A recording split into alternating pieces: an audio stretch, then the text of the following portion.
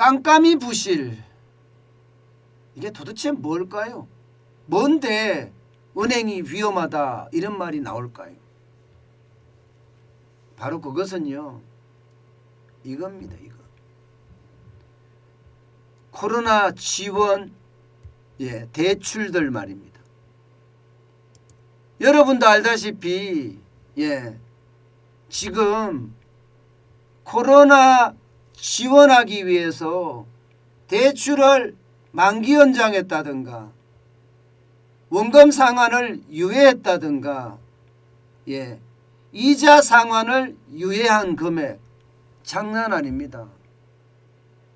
이게 5대 시중은행만 지금 봤을 때도 140조 5,731억 원입니다. 5대 시중은행만요. 140조 5,731억 원이요. 결코 적은 숫자가 아닙니다. 결코 적은 숫자가 아니에요. 일반적으로 말입니다. 가장 큰 은행이라고 하는 국민은행 자산이요. 자산이 한 630조? 640조? 아마 이 정도 될 겁니다. 그런데 부채가 한 600조 가까이 될 거예요. 600조. 아니면 590조. 쉽게 말하면 대출을 해준 거죠. 그러면 실질적으로 국민은행이 가용할 자금이 50조 정도밖에 안 된다는 거예요. 50조요. 그러면 5대 시중은행이 다 50조라고 했을 때는 250조지만 사실 은행의 규모에 따라서 틀리잖아요. 신한은행까지도 한 50조 운영할 수 있을 거지만 우리은행이나 하나은행이나 농협 같은 경우가 그렇게 운영할 수 있을까요? 그러면 140조란 돈은요, 굉장히 큰 돈입니다. 굉장히 큰 돈이에요. 그런데 여러분도 알다시피 이 140조에 대한 코로나 지원금, 여러분 이게 실태를 파악할 수가 없어요. 실태를. 다 대출 만기 연장 금액이 139조 4,491억 원이라고 하는데 대출 만기 연장 금액까지는 어느 정도까지 이해를 할 수 있다고 쳐요. 뭐 대출을 해줬으니까 그 금액이 수치로 남아 있겠죠. 실태를 알 수가 있습니다. 여기다가 원금 납부 유예 금액 1조 573억 원. 여기도 원금 납부가 유예된 금액이 있으니까 알 수 있다고 치지만 지금 이자 상환 유예 664억 원. 이거는요.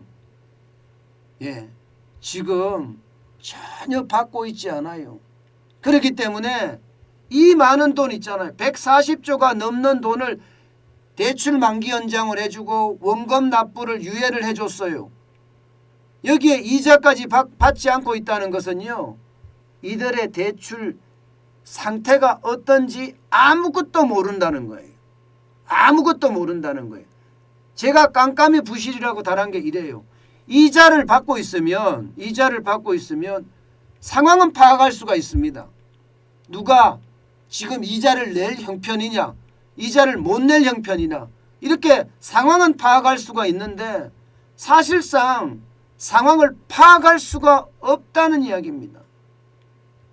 그런데도 정부는 보면 여러분 보시다시피 부실 채권 비율이 역대 최저다. 그렇기 때문에 걱정할 거 없다.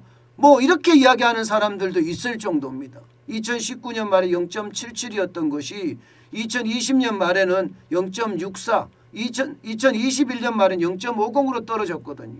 아니 여러분, 이자 상환을 유예를 해놨는데 대출 원금이 어떻게 됐는지, 여기를 이들이 갚을 수 있는 건지 사실상 실태가 파악 안 되기 때문에 사실 이거는 의미가 없습니다. 이거는 의미가 없어요. 부실채권이 아직 정리도 안 됐는데요. 140조 5,731억 원에 대한 부실이 얼마인지 정확히 따져봐야지 여기가 부실채권이 얼마나 나올지 알 수 있는 겁니다. 상황이 이러니까 여러분, 상황이 이러니까 금융감독원은요, 지금 시중은행들에게 쉽게 말하면 대손 충당금 쌓아라, 대손 준비금 쌓아라, 그러면서 지금 계속 압력을 행사하고 있습니다. 그랬더니 말입니다. 지금 시중은행들은요 대손 충당금 적립률을 굉장히 많이 지금 올리고 있습니다. 일반적으로 말입니다. 일반적으로 이게 100% 대손 충당금을 쌓는 것도 참 쉽지도 않은 일인데 2021년 12월 말로 봤을 때 말입니다. 192.7%라는 대손 충당금을 지금 쌓고 있습니다. 굉장히 많이 쌓죠. 굉장히 많이 쌓습니다. 지금 그만큼 말입니다. 여러분, 은행들은 이 깜깜이 부실에 대해서 위험하게 느끼는 거예요. 140조라는 금액이 적은 금액도 아니고 이게 터지면 금융위기는 그냥 터지는 거거든요. 그렇기 때문에 시중은행들이 쌓고는 있는데 문제는 이게 충분한가예요. 충분한가. 지금 현재까지 말입니다. 여러분 보시다시피 대손 충당금 쌓아라 하다가 좀 적게 내려가기도 했었습니다. 좀 적게. 그런데 최근에 들어서서 12월까지 작년 12월까지 쌓은 것을 보면 말입니다. 대손 충당금 그 다음에 대손 준비금 두 가지를 동시에 쌓았거든요. 그래서 지금 현재는요 37조 7천억까지 쌓았다고 이야기를 합니다. 37조 7천억까지. 37조 7천억 원이면 현재까지 부실 금액이 11조 8천억 원이라고 이야기를 하는데 11조 8천억 원 이하에 해당됩니다. 11조 8천억 원. 이거보다는 3배 이상 많아졌기 때문에 걱정이 없다. 이렇게 이야기를 하고 있거든요. 그런데 금융권 관계자들은 생각이 다릅니다. 부실 대손 충당금이나 대손 준비금으로 이 전체의 부실을 다 떠안을 수 없을 거다. 이렇게 우려합니다. 이게 3월 말에 만기였던 것을 9월 31일까지 연장을 해줬지만 결국 이게 말입니다. 점점 하나의 아킬레스건으로 올 거고 이거는 언젠가는 폭탄 돌리기를 해놓은 거기 때문에 이거를 터뜨려야 되는데 터뜨리는 시점에서는요. 그만큼 충격을 줄 수밖에 없다. 이렇게 이야기합니다. 그중에서도 지금 여러분 지금 이거는 5대 은행에 대한 코로나 대출 지원 현황을 나타내는 거거든요. 이게 이금융권, 그죠?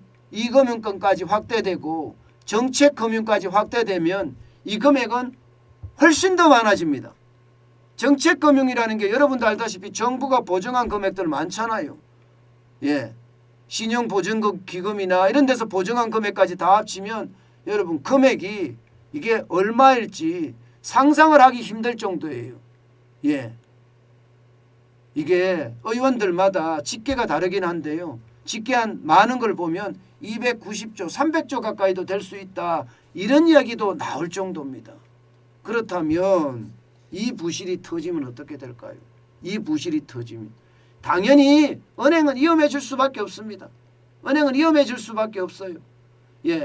정부가 지금 그 어느 때보다 안정적이라고 이야기하지만 여러분 지금 보시다시피 개인사업자 대출 연체율이 0.16으로 역대 최저입니다.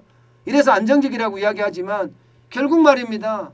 결국 이게 터지지 않겠느냐 그런 우려감이 굉장히 커지고 있습니다.